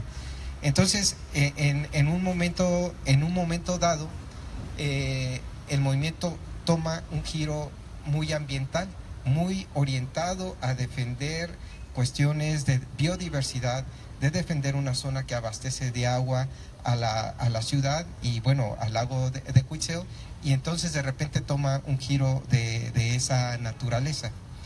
Y dado la problemática relacionada con la construcción, pues de repente nuestros argumentos pasan de enfatizar el tema de riesgo geológico a enfatizar el tema de la protección del agua potable, a enfatizar el tema de la protección del bosque, de la biodiversidad, y bueno, pues empieza a tener argumentos en diferentes espacios. Pero luego no solamente se trata de construir una carretera, sino que se trata también de construir más casas, de empezar a desarrollar una zona urbana en la área natural protegida de Santa María. ¿Y qué ocurre después? Pues el movimiento se involucra en la discusión del plan de desarrollo urbano de la ciudad. ¿Por qué? Porque, bueno, como decía, hay un interés de los fraccionadores por construir grandes colonias en la parte alta de la ciudad, pero no solamente en la parte alta, sino en la parte de los filtros viejos. Y entonces nos metemos a discutir con las autoridades del ayuntamiento el tema del desarrollo de la ciudad. Y de repente el movimiento se convierte en un movimiento que lucha por un nuevo modelo de desarrollo urbano sustentable. Entonces, en ese momento el movimiento se empieza a cuestionar, bueno, ¿y qué tipo de ciudad queremos? Entonces, de un tema carretero a un tema ambiental, empezamos a preguntarnos por qué tipo de ciudad queremos. Entonces, de esta manera el movimiento empieza a evolucionar y empieza a generar nuevas demandas, nuevas necesidades, empieza a debatir con las autoridades en diferentes ámbitos. Y aquí quiero hacer hincapié en un tema que a mí me parece importante. En un reglamento anterior se contemplaba el uso de consultas populares para dar a conocer los planes de desarrollo urbano y que la gente pudiera opinar y que pudiera presentar observaciones. Bueno, nosotros como movimiento nos presentamos, creo que, si mal no recuerdo, creo que fueron a 3 consultas populares para cuestionar el plan de desarrollo urbano de la zona sur. Y bueno, pues apabullamos a la autoridad con una serie de argumentos, exhibimos a la autoridad cabe mencionar que uno de los propietarios de la Loma de Santa María es una familia de apellido Mier. Pues resulta que un Mier fue quien elaboró el plan de desarrollo urbano de la zona sur y pues que obviamente beneficiaba a su familia, y bueno, pues ahí también exhibimos eso. Fue tal cabe también decir que las observaciones, conclusiones a las que se llegaban en esas consultas no eran vinculantes, o sea, la autoridad no estaba obligada a llevar a cabo o a tomar en cuenta las observaciones, pero llegaron a ser tan apabullantes que la autoridad prefirió modificar la ley y cancelar estas consultas. Y ahora, en lugar de estas consultas populares, crearon algo que se llama Consejo Consultivo de la Ciudad. ¿Alguien conoce el Consejo Consultivo de la Ciudad? ¿Alguien sabe cómo se nombra el Consejo Consultivo de la Ciudad? ¿O quiénes participan ahí? Bueno, pues yo tampoco. Y me enteré hace muy poco de la existencia de ese Consejo Consultivo, y yo le pregunté a una persona, y que además supe de su existencia porque me dijo, yo soy un integrante del Consejo Consultivo de la Ciudad. Le dije, y bueno, ¿y qué es eso? ¿Y cómo llegaste ahí? Y bueno, no me supo explicar. Al final, como que es una invitación medio a oscuras, donde de repente la llamada sociedad civil, que son asociaciones civiles que puede ser formada por una persona, por 2 o por 3, se conforman y de repente nombran a un representante y bueno, ya está el Consejo Consultivo de la Ciudad. Bueno, pues resulta que el Consejo Consultivo de la Ciudad, entre otras cosas, discute ahora el tema de la planeación urbana de la ciudad, a espaldas de todos nosotros.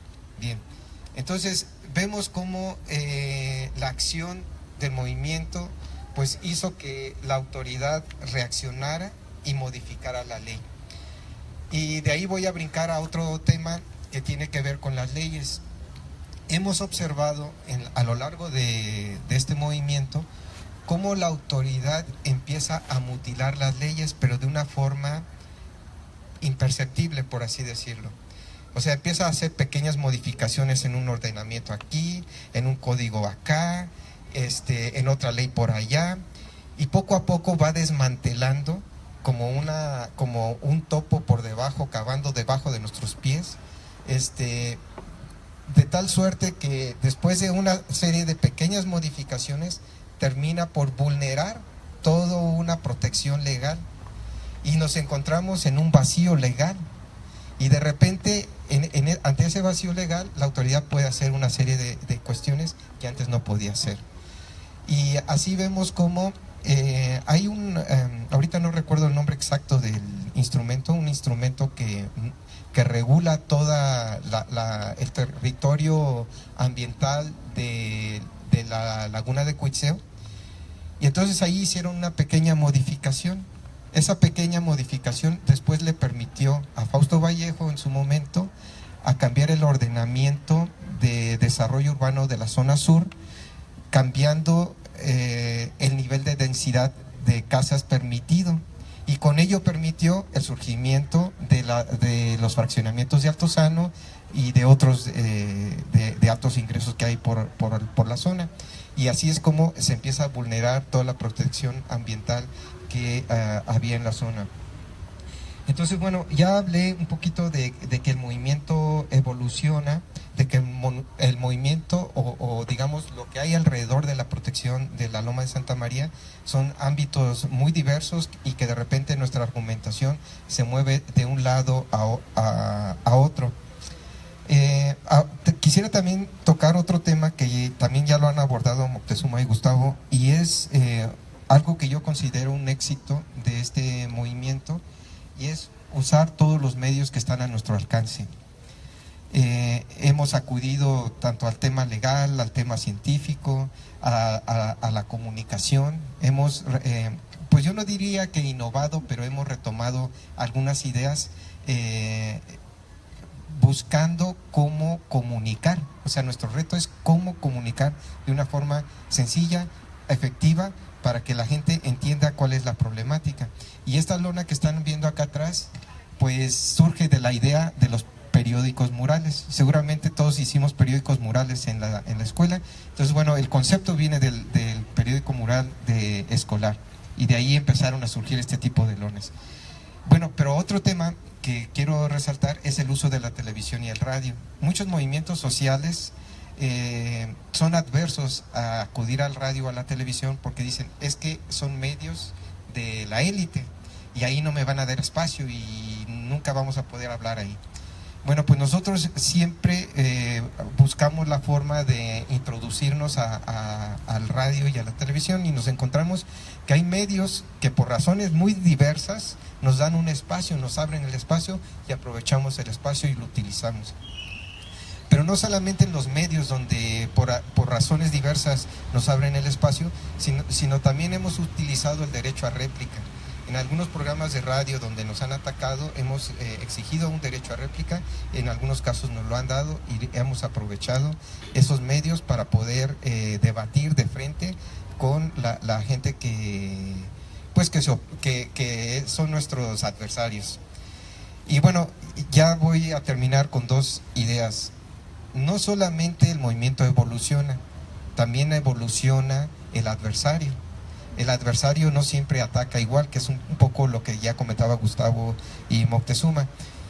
Pero este adversario tiene pues varias facetas. Bueno, ya comentamos el tema de la represión, pero también está el tema de la difamación. Este movimiento ha sido difamado y un argumento muy socorrido es que dicen que los Ramírez nos pagan, lo cual es una mentira.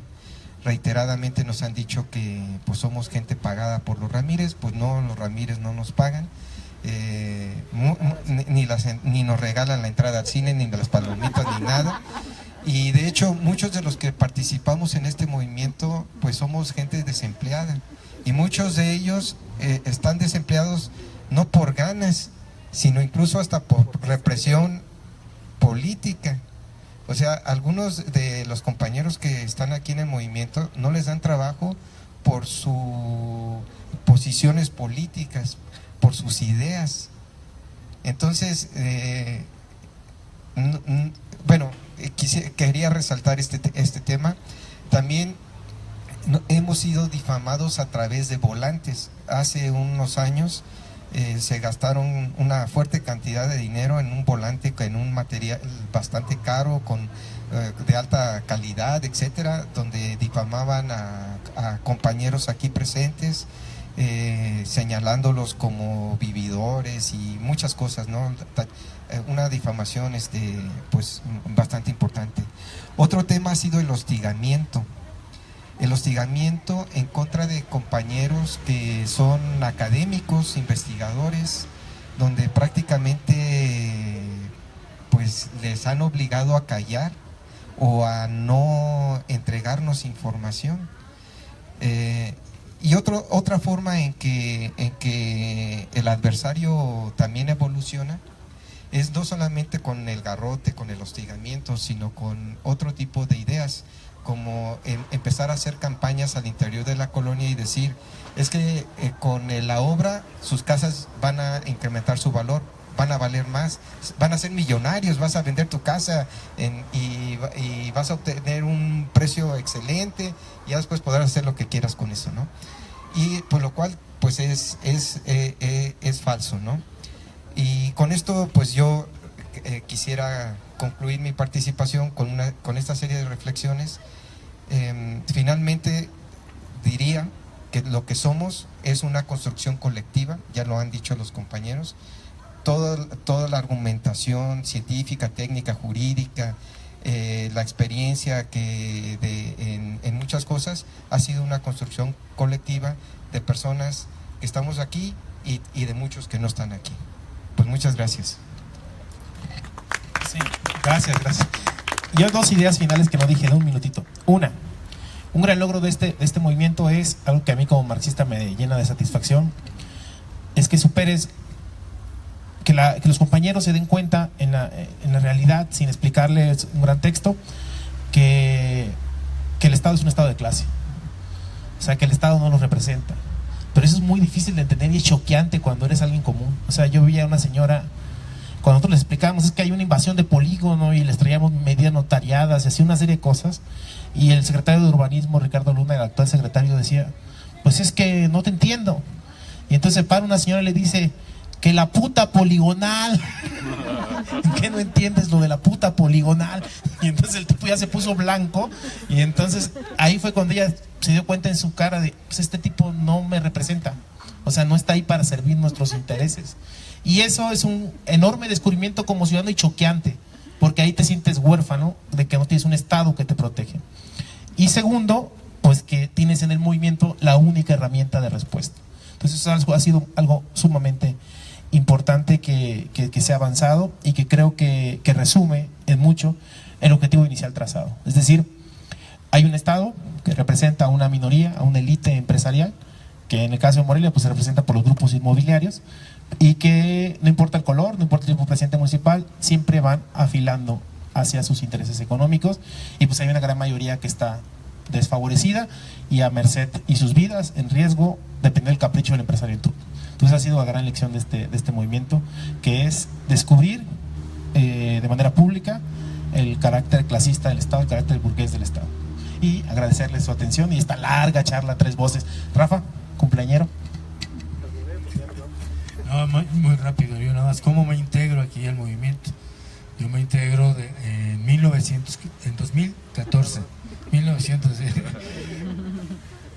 en fin, en el 2014, invitado por un compañero que ya ha fallecido de aquí del movimiento. Yo venía de otras luchas, desde el estudiantil, desde que fui estudiante hasta un periodo largo en que estuve ausente de muchos de los movimientos, pero siguiéndoles la pista, ¿no? En el periódico y todo, como por ejemplo del 94, del movimiento zapatista, en fin. Y al caer aquí, veo a los compañeros, escucho a los compañeros y me replanteo yo, bueno, pues yo a lo ambiental yo no lo consideraba como una verdadera lucha, que entendí en el transcurso del tiempo que también estás que el enemigo común es el mismo para todo el pueblo, en diferentes instancias, trabajadores de textileros, petroleros, el que ustedes quieran, para todo el pueblo, ¿sí? Como lo acaba de mencionar el compañero, es una élite ¿verdad? Que tiene sus propias formas y las va cambiando y las va reestructurando, porque también aprenden igual que nosotros, y lo que el movimiento como tal, no debemos de quedarnos nada más aquí, sino el movimiento tiene que trascender más allá, como dice, no es un spot publicitario, como dicen por ahí, más allá del 2018, ¿no?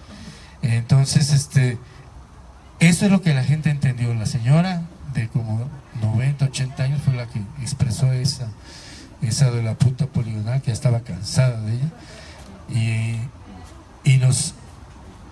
a mí me reactivó más desde donde venía, me dio más elementos, y que no nada más es la lucha de los trabajadores de telefonistas o del SME, todo lo que está que campea pues en el país, ¿no? Sino que lo ambiental resuelve, yo creo que todo, esa es la vida de uno mismo, ¿sí? Defender el ambiente, el medio ambiente es la sobrevivencia de todos nosotros, por el agua, por el aire, que está concatenado, que está todo interrelacionado, que entender a la madre tierra, como le llaman, como se llaman, es que le está atacando al mismo enemigo, saber que le está atacando al mismo enemigo, entonces que hay que ponerse las pilas y tratar de explicar, que no es fácil. También en las colonias a veces me señalan y me dicen, ¿y tú ya está el túnel, ya qué? ¿Para qué sigues luchando? Bueno, son conceptos y son formaciones distintas y compromisos sociales, ¿no? No me interesa lo mío, me interesa lo demás, y eso es lo que no se entiende. Es muy difícil porque están atacados ideológicamente todos los días, y esa es el gran muro, no el de Trump, sino el ideológico, para poder avanzar todos. Eso sería todo. Muchas gracias. Un punto que se me pasó y que creo que también es resaltante, pues, es de que el movimiento ciudadano en esta lucha es una lucha más de las miles que hay en este país. Es muy curioso, pero en este proceso nos dimos cuenta de que hay miles de comunidades, de pequeños grupos de organizaciones, de ONGs, que están luchando en contra de la mina, en contra de la contaminación del campo, de las semillas, de esto. Pues ambientalmente, eso es un punto clave cuando nos dimos cuenta de que somos una más de muchas. O sea, no estamos solos. La bronca es que no nos hemos relacionado. Ese es el pequeño problema. Y el otro punto es que nos empezamos a dar cuenta que este no es un proceso regional, local, ni siquiera nacional. Es un proceso realmente global. Es el gran capital, los grandes intereses financieros atrasando totalmente, ¿sí?, con los recursos naturales lo más pronto posible, que hacen eso, ¿no? Y destruyendo todo, valiéndoles todo esto. Y el tercer punto es, creo yo que el Estado mexicano, así como está constituido, como actúa actualmente, está generando todo un proceso de desciudadanización en este país. Si de por sí apenas estábamos siendo ciudadanos, ahora ya lo invirtieron y nos están quitando todas las herramientas de vivir bajo ciertas normas, ¿no? O sea, de una manera pacífica, con el diálogo como intermedio, como herramienta básica. Pues parece que es todo lo contrario. Y la ley esta última que acaban de decidir que se pone, pues es más que nada un ejemplo claro hacia dónde vamos, ¿no? Bueno, las preguntas. Se abre la dinámica. Dos dudas. Una, nada más quisiera saber el porcentaje de que se ha destruido de la reserva, pues, total. Y otra de, pues, la estrategia jurídica que llevan, cómo, si actualmente pues están en una, cómo se ha desarrollado, cómo todas estas investigaciones se han traducido en estrategia jurídica. Yo la primera. Bueno, la primera es una muy buena pregunta. ¿Quién de ustedes conoce Jesús del Monte o San Miguel del Monte? Ah, bien. Ahí entre Jesús del Monte y San Miguel del Monte hay un cerro que le llaman el Gigante, o es como un pequeño puerto donde uno sube. Algún día que tengan tiempo suban a ese punto. El área natural protegida de la que yo hablaba, de 80 kilómetros cuadrados, considero que está devastada prácticamente en un 50%. Si ustedes suben a ese punto que les comento, van a poder ver cómo la mancha urbana de la ciudad prácticamente ha destruido el área natural protegida de, digamos, de Jesús del Monte hacia el poniente, todo lo que es Colinas del Sur, la propia mancha urbana de Santa María, Altozano, lo que es Peña Blanca, toda esa zona que van a ver, esa mancha urbana está digamos invadiendo el área natural protegida.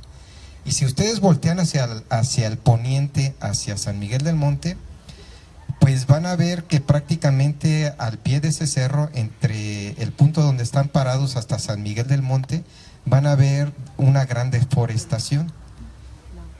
Eso pues ya es otra parte del área natural protegida que está destruida. Básicamente lo que nos queda como área natural protegida, como zona boscosa, es lo que está de San Miguel del Monte hacia el poniente. Y que, bueno, yo los invito a que la recorran a pie, en bicicleta o en carro. Hay varios puntos donde pueden llegar para que conozcan pues el bosque que tenemos.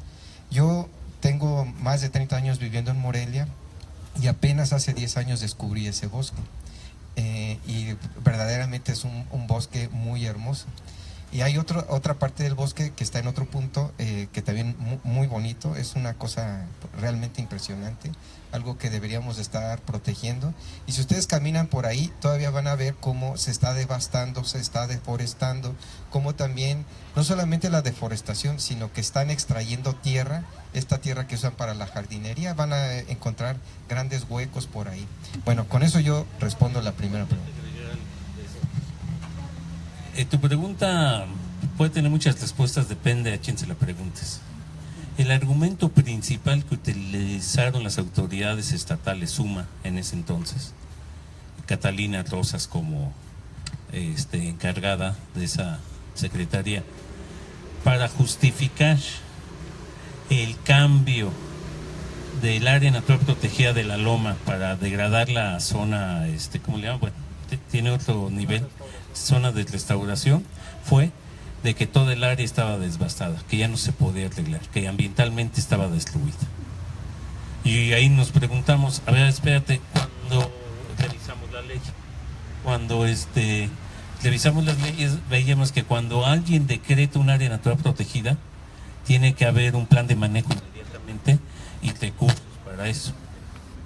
Entonces le preguntábamos a la autoridad, oye, ¿cómo es posible que digas eso cuando tú eres responsable de aplicar un plan de manejo? ¿Cuándo lo aplicaste? ¿Cuándo lo aplicaste? Entonces, si tú le preguntas a ella, ella te iba a decir, pues ya se destruyó el 90%, ¿no? Ahora, son lo que decía Luis, el área natural protegida de la Loma es una parte. Al ladito hay otras áreas también protegidas. O sea, estamos hablando de cerca de unos 100 kilómetros cuadrados de todas las áreas naturales protegidas en esa zona. O sea, son varios, y son varios los instrumentos que protegen. Está acabando la pila de la bocina ya, muchachos. La estrategia jurídica. No hemos tenido una como tal, porque no hemos tenido un grupo de abogados constante en los años, ¿no? Han sido más que nada abogados solidarios y abogadas solidarias. Entonces, en el principio, los abogados que siempre nos habían defendido, que no estaban tan amarrados como ahora, que los tienen muy sometidos por amenazas, porque el Estado los presiona, ¿no?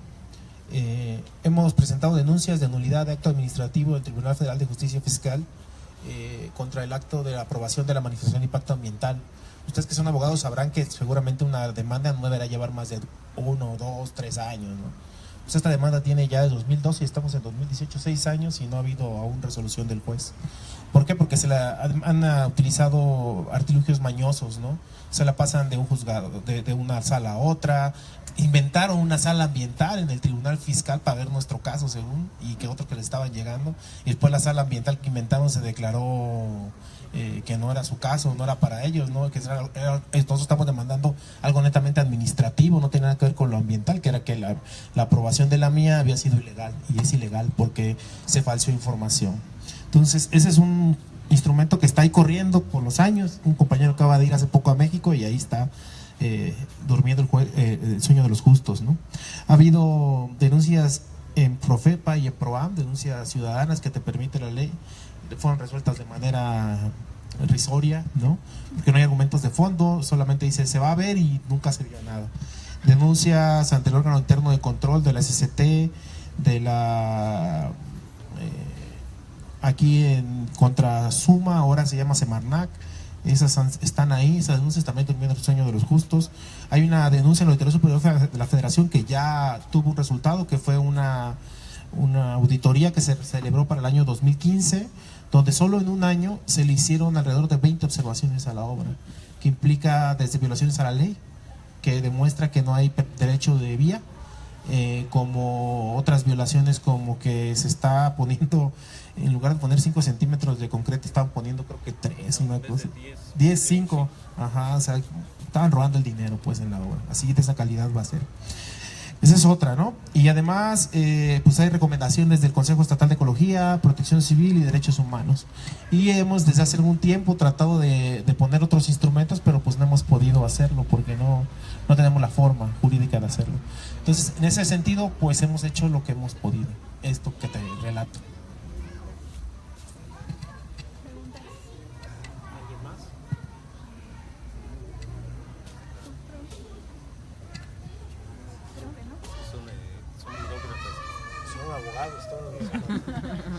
Muchas gracias por nuestra parte, muchas gracias por este espacio y agradecerles profundamente habernos escuchado esta larga plática, pero muchas gracias de verdad.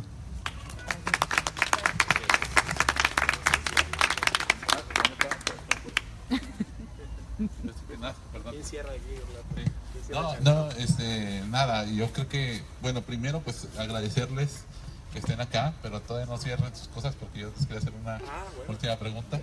Bueno, no sé si sea último, pero bueno, primero otra vez agradecerles mucho, ¿no? Porque la verdad es que pues un poco lo que decían ya todos, como en otros casos que nos han acompañado ya, pues desde Pedro, ¿no? Adecherán, Kelly, Alejandro, que estuvo acá con nosotros también hablando, que a pesar de que es la Ciudad de México y que parece tan distinto, pues estas luchas son de todos, ¿no? Al final de cuentas, el trabajo que ha hecho el movimiento, pues nos beneficiamos todos, ¿no? No es una cuestión de nada más de los vecinos, que son los principales afectados, por supuesto, pero somos todos los morelianos, todos los que además recorremos seguido los filtros, pues también, ¿no? Pero todos en realidad. Entonces, eso, yo creo que hacerles un agradecimiento por ese trabajo, por esos años, porque pues al final de cuentas todos nos hemos visto beneficiados de una manera o de otra, ¿no? Nosotros hemos también tenido algunos puntos pequeños de coincidencia, no ha sido, digamos, nuestra posibilidad de estar tan participativos, pero al final del día yo creo que justamente aprendemos mucho de ustedes, ¿no? Yo, la oportunidad de hacer como un segundo trabajo con ustedes, me parece que uno aprende bastante. Yo no quisiera que se fueran sin que nos dijeran cuál es el futuro del movimiento, ¿no? Sabemos, y seguramente mucha de la gente que nos estará viendo, es que, bueno, el puente ya está, bueno, no está, pero ya casi está, vamos a decirlo así, ¿no? ¿Qué es lo que va a hacer el movimiento, no? Yo creo que mucha gente los ha seguido, los hemos seguido, indiscutiblemente en temas de medio ambiente, de luchas ambientales, pues son un referente. Y como referente, pues, como les decía yo, merecen ese agradecimiento, pero seguramente ustedes sabrán que también tienen una gran responsabilidad, ¿no? Toda esta experiencia, todo este conocimiento, ¿sí? Pues bueno, no sé, desafortunadamente no no será seguramente la última lucha, ¿no? Y hay muchas. Entonces, no sé, me gustaría que, yo sé que seguramente es una cosa que platicarán a futuro, que no estará todavía, bueno, no sé, pero algo que nos compartan, algo que también quieran dejar justamente de eso, de este mensaje, sobre todo de la situación actual, ¿no? Pues para la gente, bueno, para nosotros que estamos aquí y aprendemos de ustedes, y para la gente que nos está siguiendo en Facebook, ¿no? Bueno, estamos todavía analizando varias cosas y otras ya estamos encaminándolas. De entrada ahora sí que les tenemos que, como comercial, hay compañeros que participan en el MIR y que ellos tienen un programa muy interesante que se llama Luciérnagas. No sé si ustedes la han visto. Toca una serie de temas sociales, políticos, económicos, muy amplio. Y algunas gentes del movimiento les empezamos a platicar con ellos para decirles que viéramos la posibilidad de abrir otro espacio de ese mismo programa o en otro programa. Y hemos llegado a la conclusión de que vamos a impulsar lo que vamos a llamar Luciérnaga Verde. Luciérnaga Verde se va a tratar solamente la temática ambiental o socioambiental también. Próximamente nosotros esperamos que en el mes que viene ya abramos ese tema, que es algo que queremos seguir generando y que va en relación a todas las cuestiones ambientales, y se va a transmitir así como aquí, en vivo, con entrevistas o grabado, pero va a ser por ese tipo de cosas. El otro elemento que estamos pensando, y que esto es una plática que se lleva al interior, es que tenemos que dejar documentado, ahora sí que con toda la información que tenemos, podemos dejar documentado con precisión, desnudar al Estado mexicano en su forma de cómo actúa ante los movimientos sociales. Esos cambios de leyes, esas mentiras, esa difamación, esa represión, etcétera, se puede dejar. O sea, tenemos que reconstituir nuestra historia como movimiento y generar no solamente esa desnudez al Estado, sino elementos para otras luchas, ¿no? Para otras organizaciones, para otras generaciones. Eso es algo que se está también trabajando. Estamos haciendo líneas del tiempo, vamos a hacer materiales y todo. Y otro punto que se está viendo es la posibilidad de constituir un observatorio ciudadano ambiental de Michoacán, donde lógicamente registremos todas las luchas que se están dando, pero que también seamos un órgano de difusión de las luchas, de los materiales, y avanzar sobre elementos de capacitación, de apoyo a las luchas, de asesoría jurídica y de formación de activistas, en el sentido de un conocimiento técnico también serio en todos los aspectos, porque a veces hasta nos cuesta trabajo hacer una carta, la verdad, o sea, hacer lo que decía una demanda, de repente nos quedamos, ¿cómo se hace una demanda? ¿A quién le hablo? ¿Cómo le hablo? Ese tipo de cosas. O sea, eso se está ya cocinando, se está discutiendo. Partimos de una hipótesis o de una premisa. Nosotros no hemos perdido. El movimiento no perdió, ha ganado muchas cosas, ha aprendido muchas cosas, ha difundido muchas cosas. Lo que tenemos claro es de que ha habido una imposición, un abuso de poder. Y eso no es perder, o sea, estar peleándote con todos los grandes intereses que hay y llevar 12 años y estar en la lucha, en la discusión social, eso no se hace tan sencillo. ¿Sí? Los mismos periodistas nos han dicho, son el único movimiento que lleva tantos años y que todavía sigue dando noticia. Y damos noticia porque también tenemos ciertos principios. Todo lo que decimos públicamente lo tenemos soportado, todo, sin excepción. O sea, no vamos a decir algo que tenemos duda o que no sabemos si es cierto. ¿Sí? Otro de nuestros principios es de que tenemos que trabajar horizontalmente. Esto es fundamental.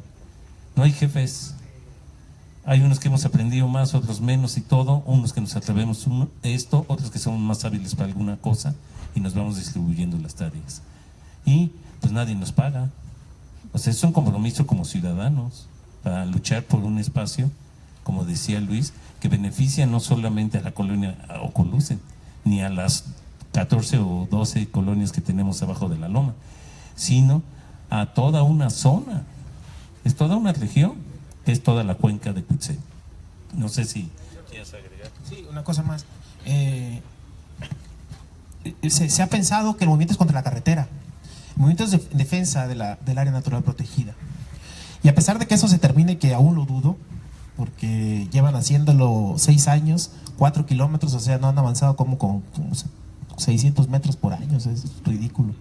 Entonces, ponle a ese paso, pues quedará un año más, ¿no? Aunque la terminara, nosotros, como lo decía Luis, hemos llegado a la conclusión que tenemos que defender una ciudad, ¿no? Y creemos que la plataforma del Movimiento Ciudadano de Defensa de la Loma es una buena plataforma de arranque para pensar qué Morelia queremos. Y por supuesto queremos una Morelia con una zona protegida fuerte. Y a pesar de que si se terminara ese camino, pues no vamos a permitir que se urbanice. Y no vamos a permitir que se haga una serie de proyectos, que eso que ven ustedes aquí, esto significa que estos son casas en los filtros viejos. Aquí va el río Chiquito. Entonces, eso no lo vamos a permitir. Y eso ya está en la ley, eso ya está permitido ahorita. Ya puede haber casas, pero no hay camino para esas casas. Entonces, esa es la siguiente batalla. Y como tú dices, pues nunca se van a acabar las batallas, siempre va a haber nuevas. Y en el centro, pues está la defensa de la vida, la defensa del territorio y la defensa de nuestro entorno. Y creo que ahí vamos a avanzar. Entonces, pues, esto es punto de partida. Y creo que para hacer el punto de partida, ya les dimos muchas latas a los poderosos. Una vez me preguntaba Patricia Ávila, ¿y tú por qué estás aquí en este movimiento? Y yo decía, pues porque tenemos que demostrar a los poderosos que no siempre se tienen que salir con la suya.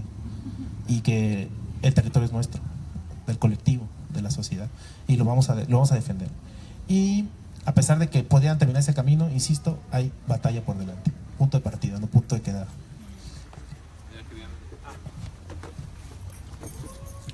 Gracias. Yo nada más un comentario. Bueno, en primer lugar, agradecerles igual, no solo que estén aquí compartiéndonos el proceso, sino además agradecerles también por su lucha, como decía Orlando.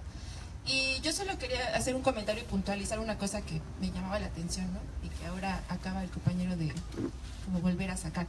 Esta parte que decían, bueno, en la lucha hemos ido aprendiendo cómo funcionan las burocracias y cómo funciona el Estado. Y ahora este objetivo que tienen como de documentar esa parte.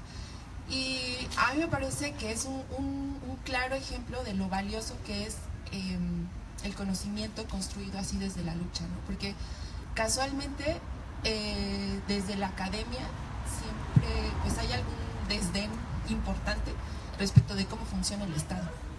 Y cuando justamente nos enfrentamos a él, pues o sea, no sé, tal vez ese sería uno de los conocimientos que podrían servirnos de la academia también, ¿no? O sea, más o menos tener un norte de cómo funciona para no llegar como tan de la nada, ¿no? Entonces, creo que muestra, insisto, como la valía del conocimiento que se construye desde abajo, que además, pues evidentemente responde a las necesidades reales del movimiento, y por otra parte, pues las distancias también que puede haber a veces con la academia, ¿no? Y cómo este conocimiento le tiene también mucho que enseñarle a la academia como oficial, ¿no? Entonces, nada más era ese comentario. Muchas gracias. Pues ya hay 6 tesis del movimiento, o sea que 3 de licenciatura, 2 de maestría y creo que están construyendo doctorado. Ajá. Entonces, se ha estudiado mucho el Movimiento Ciudadano de Defensa de la Loma y seguramente habrá más. Gracias por el espacio, gracias de verdad.